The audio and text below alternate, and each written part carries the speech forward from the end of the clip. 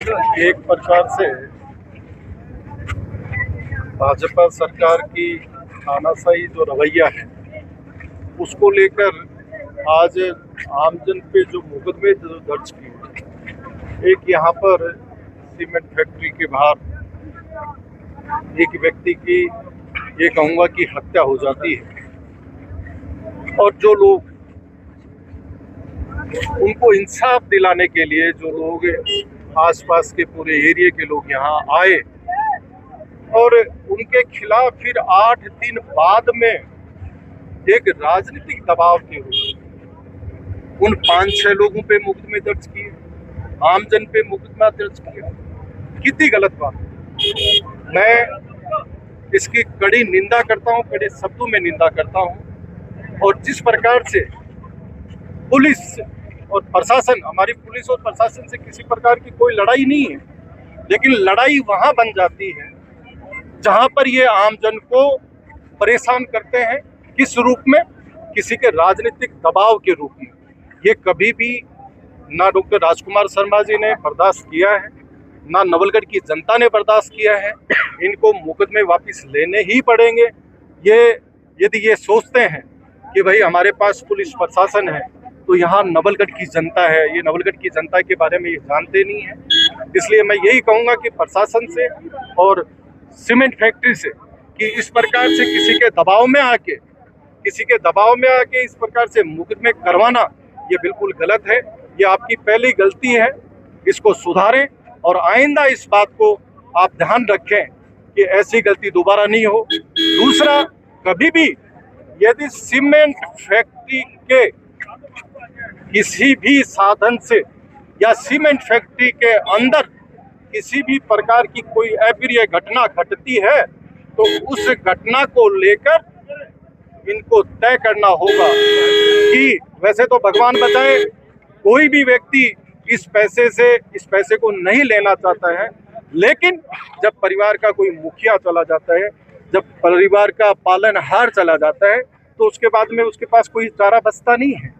इसलिए ये भी तय हो, खुदा न खास्ता भगवान ऊपर वाला जो है सबको सुरक्षित रखे, लेकिन कोई अप्रिय घटना घटती है तो उसमें तय होना चाहिए कि यहाँ पे नौकरी और साथ में जो एक पैसा जो देना तय है वो पैसा भी तय होना चाहिए, जिससे कि इस प्रकार के आंदोलन और धरना प्रदर्शन और ये नहीं होना चाहिए। क्योंकि नवलगढ़ हमारा जो क्षेत्र है ये बहुत ही शांति प्रिय क्षेत्र है। अब ये जो परिवर्तन हुआ, इस परिवर्तन के अंदर आज जो नवलगढ़ के हालात हुए वो आप सबने देखे हैं। पानी, बिजली, शिक्षा, चिकित्सा, इनकी इतनी दयनीय स्थिति हो गई है। आप पूरे चाहे पंचायतों में चले जाएं, आप चाहे सभी नगर पालिकाओं में चले जाएं, ना किसी प्रकार की सफाई है, ना किसी प्रकार की कोई नालियां साफ है, ना कोई बिजली का जो है इनके पास कोई साधन है। आए दिन 5 घंटे 10 घंटे आम व्यक्ति परेशान हो रहा है, व्यापारी परेशान हो रहा है। बहुत दयनीय स्थिति है। हॉस्पिटल्स में आप जाके देखिए, आप सारे पत्रकार बंधु हैं, चौथा स्तंभ है। मैं तो आपसे यही आग्रह करूंगा कि आप लोग एक बार सारे हॉस्पिटलों में जाके देखें, वहाँ ना डॉक्टर्स हैं। जो फ्री दवा जो थी वो सारी दवाइयाँ बंद हैं। कोई दवाई मिल रही होगी तो सबसे जो कोई 5-7-10 रुपए की जो दवाई होगी वो मिल रही होगी। स्कूलों में स्टाफ नहीं है, कॉलेजों में स्टाफ नहीं है, कुछ भी नहीं है। सारा सब कुछ खत्म कर दिया। जो राजकुमार शर्मा जी ने नवलगढ़ की जनता के आशीर्वाद से, नवलगढ़ की जनता के सहयोग से, कांग्रेस के आशीर्वाद से जो एक यहाँ बहुत बड़ा काम जो विकास के रूप में जो किए थे वो इन्होंने पूरे बिखेर दिए। अब ये बात करते हैं सीवरेज की। मैं एक बात पूछना चाह रहा हूँ, किसी व्यक्ति ने गाड़ी ली और उस गाड़ी की यदि सर्विस नहीं होगी, उसमें डीजल, पानी, ऑयल यदि चेंज नहीं होगा, उसमें यदि ब्रेक वगैरह सही नहीं कराए जाएंगे तो क्या होगा? गाड़ी खराब ही होनी है। ऐसे ही सीवरेज का जब जो 2.5 साल जो पहले का जो काम निकला, आप सारे उस चीज के गवाह हैं, सारे नवलगढ़ की जनता उस बात की गवाह है कि 2.5 साल में तो इस प्रकार की जो है अव्यवस्थाएं नहीं हुई। फिर उसके बाद में 2 साल तक अव्यवस्थाएं नहीं हुई, कारण कि उसके बाद में अपने चहेतों के को ठेका दिया गया। वो कुछ जानते ही नहीं है। वो जिन लोगों को ठेका दिया है वो लोग किसी भी बारे में, सीवरेज का वो नाम तक नहीं जानते, सीवरेज की व्यवस्थाओं को नहीं जानते, वो क्या काम करेंगे। इसलिए चारों तरफ जो है हालात, हर वार्ड में हालात खराब हैं।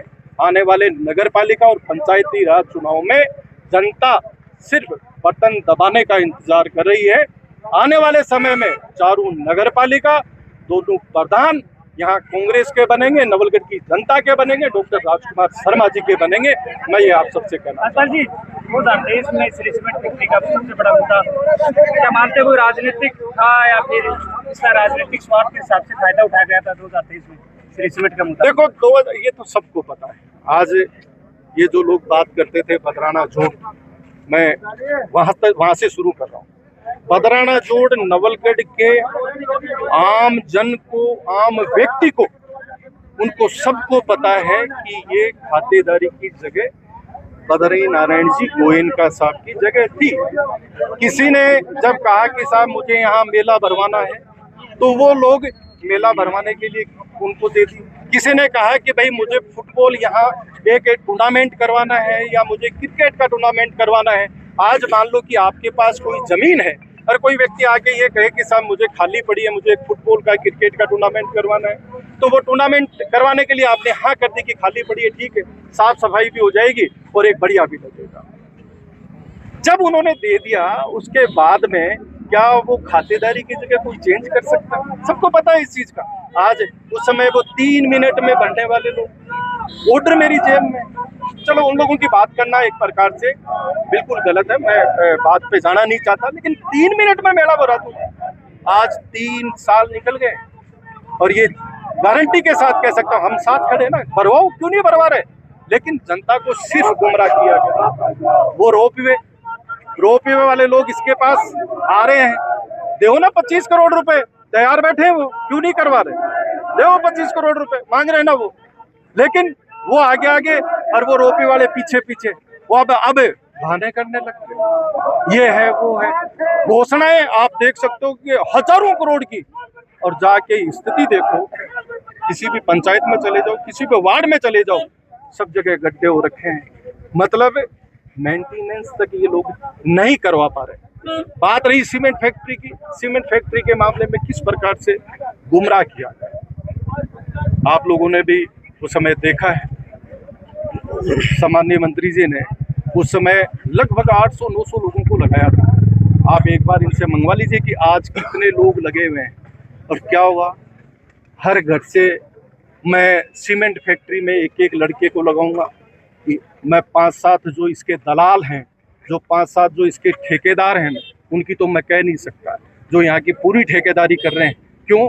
ये जो डेथ हुई, वो डेथ क्या कोई बाहर का व्यक्ति है क्या? आज किसकी जिम्मेदारी है?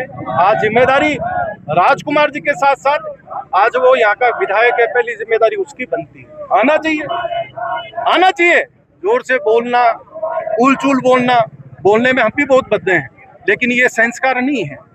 और रही बात, मेरे को सुना वो यूनिवर्सिटी वाला, यूनिवर्सिटी के में जाने के लिए पहले 12वीं पास करनी पड़े। 12वीं है कि नहीं? यूनिवर्सिटी में जाने के लिए पहले 12वीं पास करनी पड़ती है।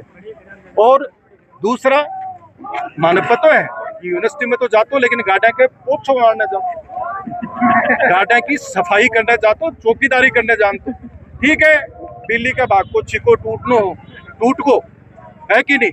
लेकिन मेन बात ये है कि ठीक है, परिवर्तन हुआ, चुनाव जो है हम लोग हारे, उससे कोई वो बात नहीं है।